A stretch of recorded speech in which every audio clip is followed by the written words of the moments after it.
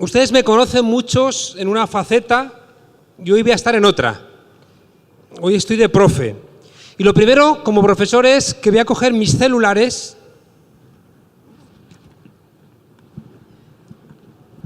y los he apagado y los he guardado ahí, bajo la idea de que cuando estamos en clase, sobre todo una clase financiada públicamente, esto cuesta mucho dinero, a ustedes les resulta gratuito y se presupone que la contraprestación de ustedes es dedicar plena atención. Es decir, que mientras que dura este seminario introductorio, no hay nada más importante que nos ocurre que lo que nos ocurre dentro de este seminario.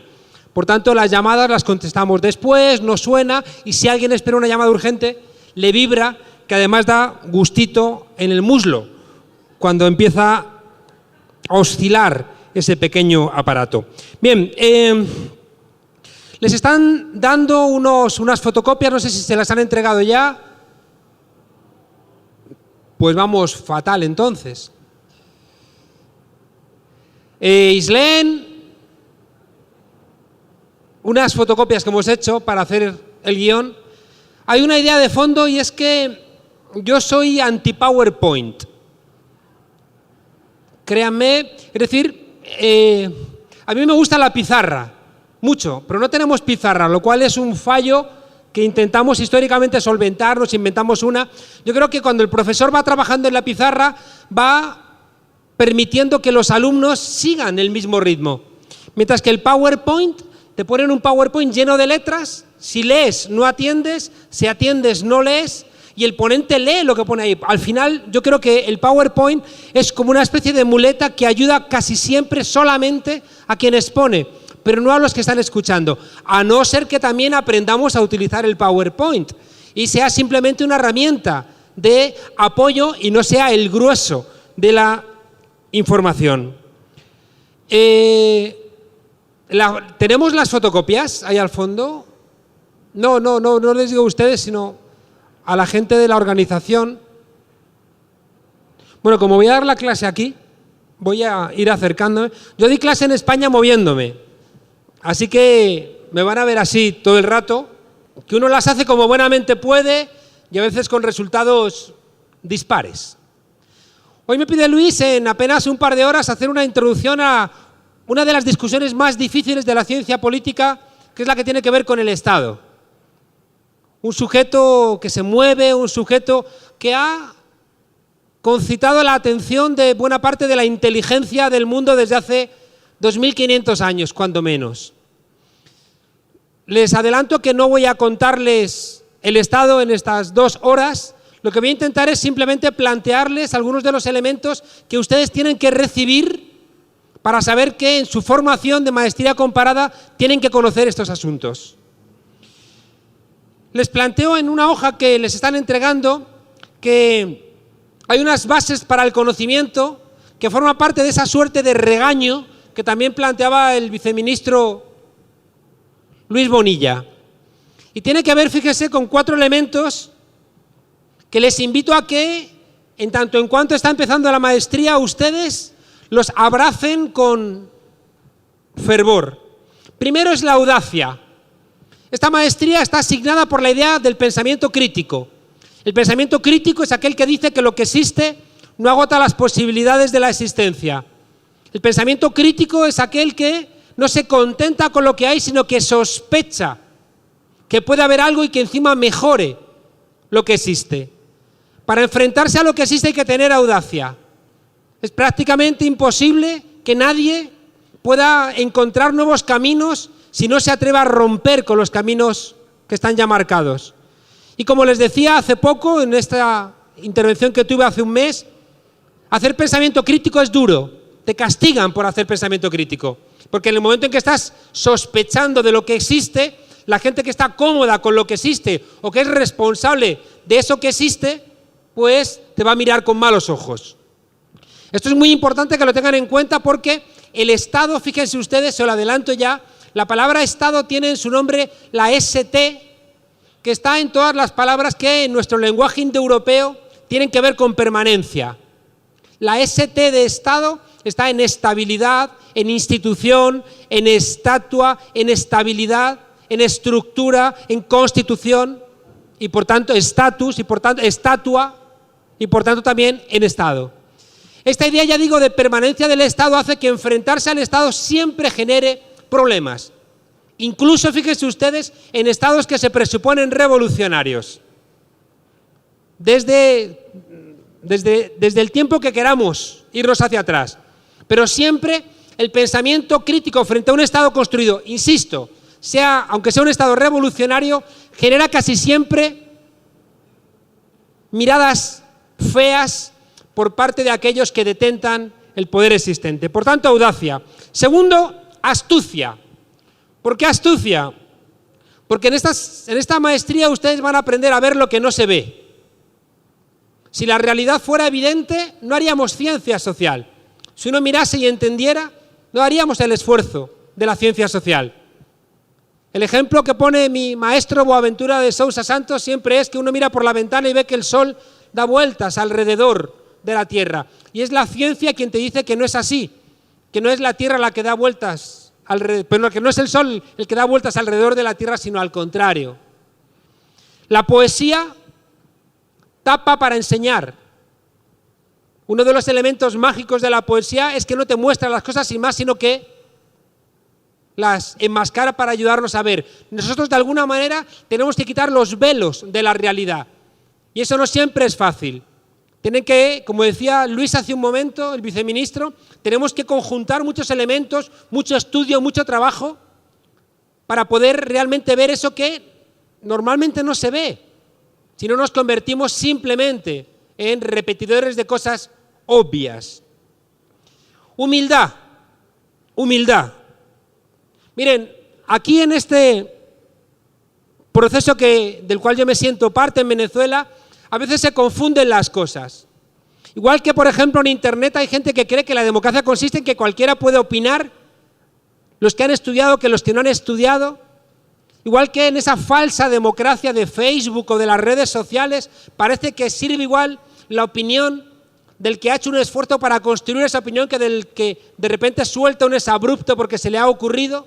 A veces tengo la sensación de que hay quien piensa en el proceso de revolución bolivariana que no tienes que estudiar para opinar.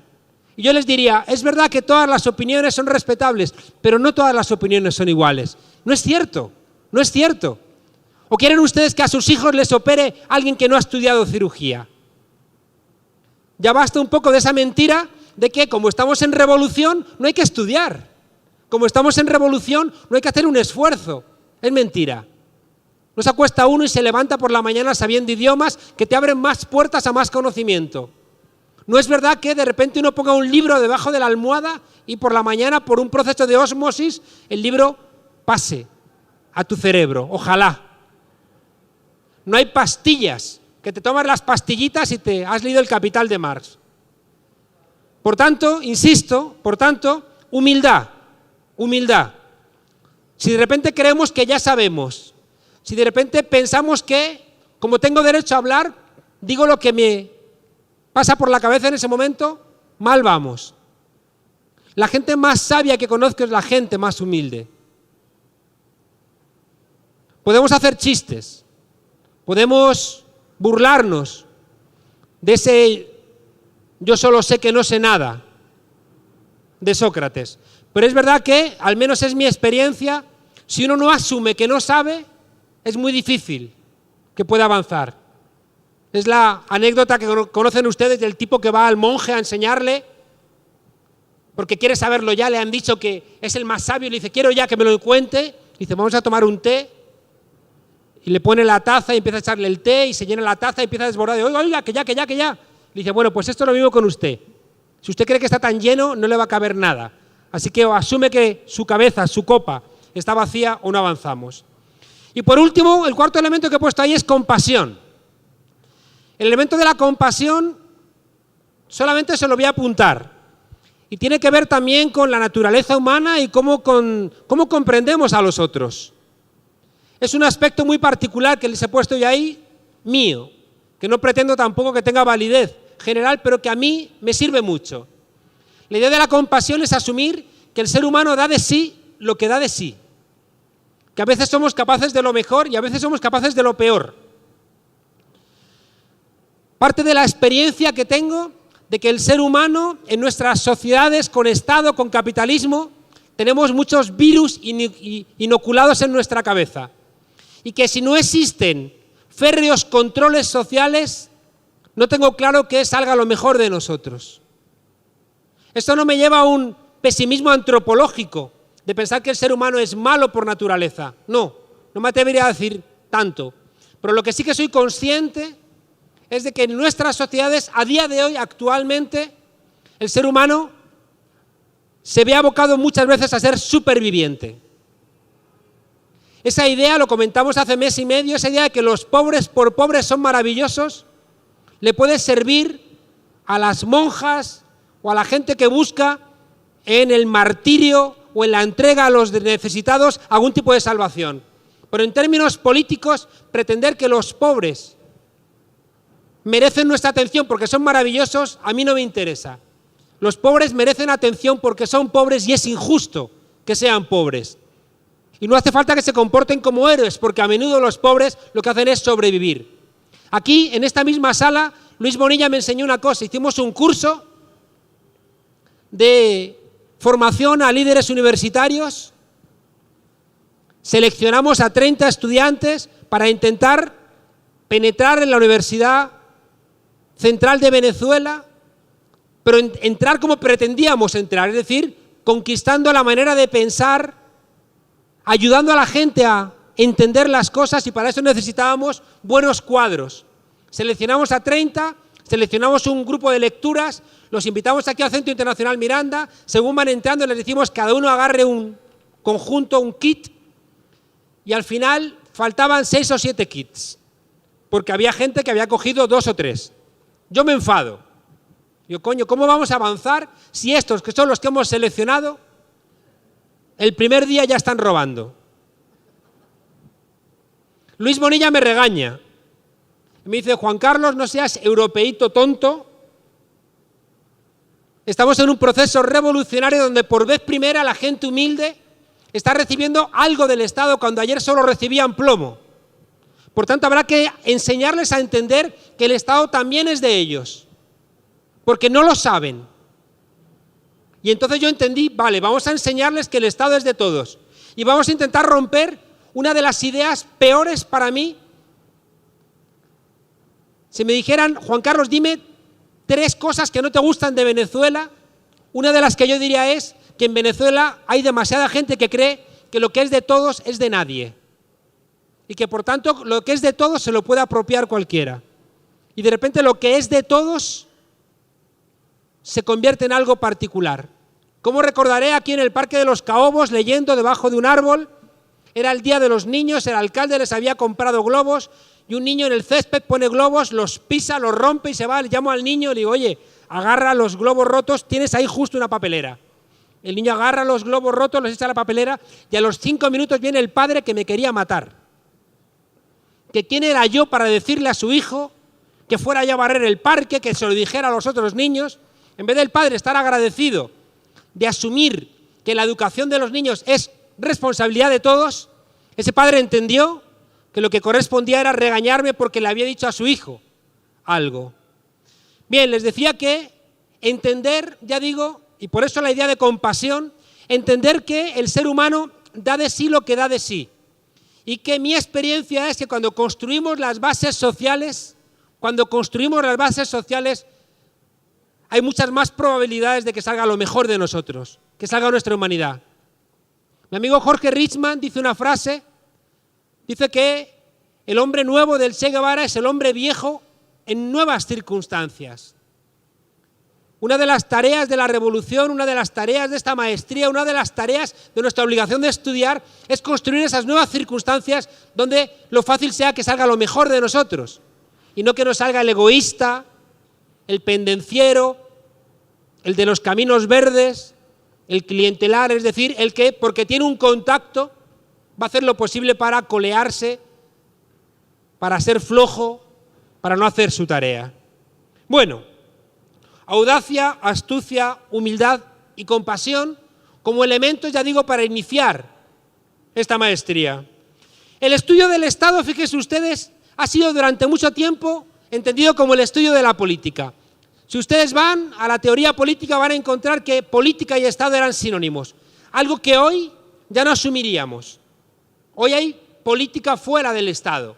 Piensen en los movimientos sociales simplemente. Pero durante mucho tiempo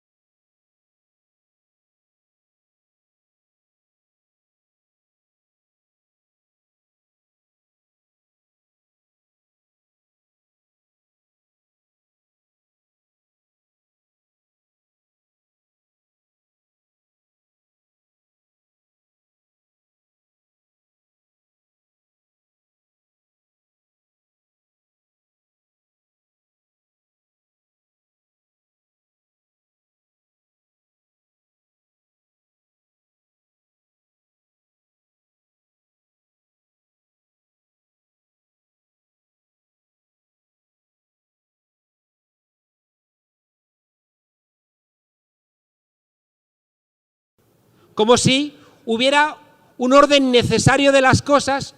Pero fíjense, en el libro por excelencia de Historia de las Ideas Políticas de George Sabine, en ese libro de Historia de las Ideas Políticas, termina él diciendo, no Dios, pero que la lógica interna ha querido que esa aventura de la democracia, que empezó con los griegos, terminase en la monarquía parlamentaria británica. El libro lo escribe él, su primera edición, en el año 39, creo recordar, y en ese momento la India está bajo colonia británica. Y él no se da cuenta de eso. Él cree que hay una línea directa desde Grecia hasta la monarquía parlamentaria británica, sin darse cuenta, ya digo, que esa monarquía parlamentaria fuera de su país puede estar haciendo mucho daño. Bien, por tanto, fíjense, cuidado en el comparativismo cuando vamos a buscar las palabras al pasado y no nos damos cuenta de que no podemos comparar. Pasa mucho, se lo va a contar Jorge seguro, no es igual en el año 1900, cuando no llegaba a 1.500 millones de personas, que ahora, que ya no sé cuántos somos, 7.000, camino ya de no sé cuántos. Por tanto, también cuidado con las comparaciones en el tiempo, porque a veces uno mira hace 20, 30 años y no se da cuenta de que está comparando cosas que no son comparables. Yo siempre cuento, ustedes me lo han oído 1000 veces, cuando yo llegué a Alemania había un profesor pesadísimo que nos decía: los ejemplos son la claudicación del pensamiento, los ejemplos son la claudicación del pensamiento. Y yo levanté la mano y dije, perdone, ¿me podría poner un ejemplo? Como era Alemania, la broma no tuvo mucho éxito. Decía Lenin que todos los ejemplos cojean. Las dos cosas, por tanto. Comparar, buscar ejemplos, creo que ayuda a entender. Mi maestro en Madrid, Jesús Ibáñez, no hacía sino ponernos ejemplos todo el rato. Los ejemplos nos ayudan. Comparar ayuda. Pero hay que tener una buena metodología para que el comparativismo no se convierta en un enemigo de la verdad. Por tanto, comparar sí, pero con buena metodología para no engañarnos y entender que las cosas nunca son idénticas y que, por tanto, la comparación, insisto, siempre cojea. Bien, todos ustedes conocen el cuento de los 5 hombres sabios, indios, ciegos, que quieren saber, en busca de la verdad, qué es ese animal o qué es esa cosa que tienen delante. Y uno toca la trompa del elefante y dice, esto es la liana de un árbol, otro toca la cola y dice, no, es una serpiente, otro toca uno de los pies y dice, no, es una columna, otro le toca el vientre y dice, no, esto es una pared, otro le toca las orejas y dice, no, esto es un abanico, ¿no? A todos les falta la metodología para entender el conjunto y saber que es un elefante. Por tanto, ustedes tienen una responsabilidad extra como personas que están haciendo una maestría comparativista, porque las comparaciones, insisto, son muy luminosas, pero también son peligrosas, y por tanto hay que manejarlas con una fuerte metodología para no meter la pata. En el punto 3 de la hoja verán ustedes que pongo el triángulo de la investigación, que es algo que desarrolla, ¿tienen todos la hoja? Johan Galtung, y ahí plantea que en cualquier estudio tenemos que mirar 3 elementos. Primero, los datos, obviamente, los datos. Si no tenemos datos, olvídense. Por eso, fíjense ustedes, hay que estudiar tanta historia. Sí. Pues pedimos más hojas. Hola, Carl. ¿Podemos pedir más hojas? Ups. Están sacando copias. Bien. Sí, hay aquí.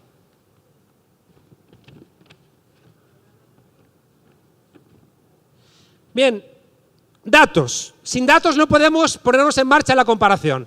Por tanto, fíjense, van a tener también que poner en marcha una buena metodología de recopilación de datos. Ups. Quedan 3. No sé, pónganse cerquita.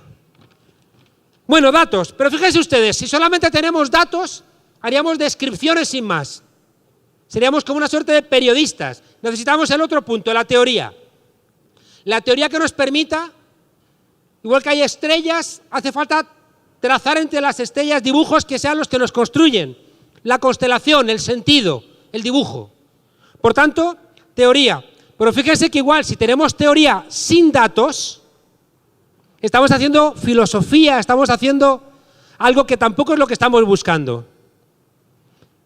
Luego, espero que me dé tiempo a contarles una de las fuertes discusiones en la teoría del Estado marxista. Estaba entre los que querían hacer teoría pura y los que decían, no, tenemos que cuantificar lo que estamos diciendo. Pero hay un tercer ángulo de este triángulo, que son los valores, que tiene que ver con lo que les decía al principio de que estamos haciendo teoría crítica. No buscamos datos y teorías sin más. Asumimos, y esta es la frase que resume lo que les quiero decir, que tenemos que ser objetivos, pero no somos neutrales. Es mentira. Creo que les contaba hace un mes el cuadro de Goya, los fusilamientos del 3 de mayo, donde en un lado están los soldados de Napoleón con los fusiles y en el otro lado están los rebeldes que están siendo fusilados. Goya, que era un ilustrado, Goya es un tipo que pensaba que la ilustración iba a ser la solución de todos los problemas. Goya, que era un enemigo de la religión, de repente cuando llega ese espíritu de la historia montado a caballo, según Hegel, que era Napoleón, viene generando muerte y destrucción. El progreso genera muerte y destrucción. Esa frase tan hermosa que va a decir Walter Benjamin, toda obra de civilización también es una obra de barbarie. Walter Benjamin, un pensador que va a poner en cuestión la idea de progreso con tantos problemas. Porque cuando tú pones en cuestión la idea de progreso, estás poniendo en cuestión que el mundo tenga una teleología, que tenga una dirección, que tenga un sentido. Estás cuestionando a Dios. En el cuadro de Goya, Goya pinta a la derecha del cuadro, pinta a los soldados sin rostro, representando con las líneas paralelas, los rifles, las piernas, la idea de razón. Y en la parte de la izquierda, desordenados, lo que siempre había despreciado Goya. Ese mundo de la fe. Hay dos tipos de rodillas en el centro. Uno con los brazos en cruz, que si van ustedes al Museo del Prado de Madrid, están ustedes invitados, se pueden quedar en casa de Jorge. Si no tiene sitio, pues en la mía. Tiene llagas en las manos. Ese tipo que está así, tiene llagas en las manos. Es un nuevo Jesucristo crucificado por el ejército de Napoleón. Pero Goya además toma partido. Nos pinta las dos partes, la parte supuestamente objetiva del ejército, la parte subjetiva de esa religión desordenada, y pinta un farol en el medio, que es un instrumento de guerra del ejército napoleónico para poder fusilar por la noche y no perder tiempo. ¿Y a quién le da la luz? ¿Al siglo de las luces? No. La luz de ese farol sale a las supuestas sombras. Ese cuadro me gusta mucho porque resume lo que yo creo que tiene que ser el objetivo de ustedes. Somos objetivos. Ponemos las dos partes, intentamos dar el conjunto del cuadro. Al final Goya pinta la iglesia en penumbra, suben en procesión a ser fusilados. El ejército de Napoleón, pertrechados, sin rostro, bien ordenados. Pero al final Goya toma partido. Y el farol a quien le da la luz es a las víctimas. Se está adelantando en casi un siglo a la pedagogía del oprimido de Paulo Freire. Está tomando partido por las víctimas. Después Walter Benjamin va a ir en la misma dirección y va a decir que hay que cepillar la historia a contrapelo. Porque cuando tú cepillas la alfombra a contrapelo, salta todo lo que estaba escondido en la trama del pelo. Es decir, mirar aquellos ocultos. Por tanto, ya tienen ahí el triángulo de la investigación. Datos que hay que ordenar con teorías y guiados por una valoración que tiene que ver, como les decía, con el pensamiento crítico. Bueno, materia dura. Conocer es duro, señoras y señores. No todo puede ser divertido. Hay que asumir, como decía Luis, papel y lápiz, escribir, pensar, darle vueltas. Aquello que decía Ortega, el buen lector es el que tiene la sensación de no haber entendido siempre del todo correctamente. Les he dicho que la teoría del Estado es difícil y voy a demostrarles por qué. Hay tres grandes interpretaciones del Estado en la historia. La primera es la que establece que el Estado es mera fuerza, que el Estado es una organización de mero poder de violencia física. Hay otra interpretación que establece, fíjese, esta primera interpretación tiene mucho que ver con la lectura de Maquiavelo o de Lenin. El que tiene la fuerza, ese es el que realmente manda. Hay otra gran interpretación que dice que el Estado es la verdad absoluta. El Estado de alguna manera representa el interés colectivo, representa la idea de bien. Está en la República de Platón, pero también, fíjense ustedes, llega a algunas interpretaciones de la democracia parlamentaria liberal, que plantean que es, fíjense, la frase de Fukuyama, el fin de la historia. Está, por supuesto, en Hegel, ese Hegel que cree que el Estado es die große Sittlichkeit, la gran eticidad. El Estado es el reino de lo ético, el reino que nos saca de las pasiones de la vida civil regidas por el mercado.